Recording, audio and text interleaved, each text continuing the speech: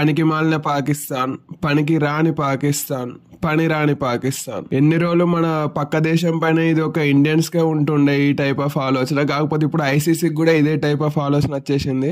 ఎందుకంటే ఇప్పుడు ఈ 2025 ఛాంపియన్స్ ట్రోఫీ పాకిస్తాన్ లో జరగబోతోంది.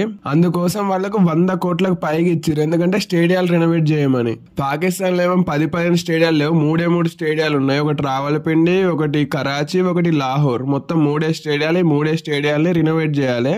దానికోసం 100 కోట్ల ఐసీసీ ఇచ్చింది. కానీ పనులు ఇప్పటి వరకు సగం అంటే సగం అయినాయి అంతే. ఇప్పటికి కూడా ఫ్యాన్స్ కూకోనికి చైర్లు, అట్నే ప్లేయర్ల డ్రెస్సింగ్ రూమ్లు, కామెంటరీ బాక్సులు, అదే విధంగా ఫ్లడ్ లైట్స్, ఇవన్నీ ఇంకవే పనులు జరగలేదు. లెక్కకైతే 2024 డిసెంబర్ 31 లోపు ఈ పనులన్నీ అయిపోవాలి. అది అయ్యేటట్లేదని జనవరి 21 కు లాస్ట్ డేట్ ఇచ్చింది ఐసీసీ. కాకపోతే ఇప్పుడు అది కూడా అయ్యేటట్లేదని ఫిబ్రవరి 12 కు లాస్ట్ డేట్ అంటే డెడ్ లైన్ పెట్టేసింది. ఫిబ్రవరి 12 అంటే 19th కు టోర్నీ స్టార్ట్ అవుతుంది. బరాబరి వారం రోజుల ముందు.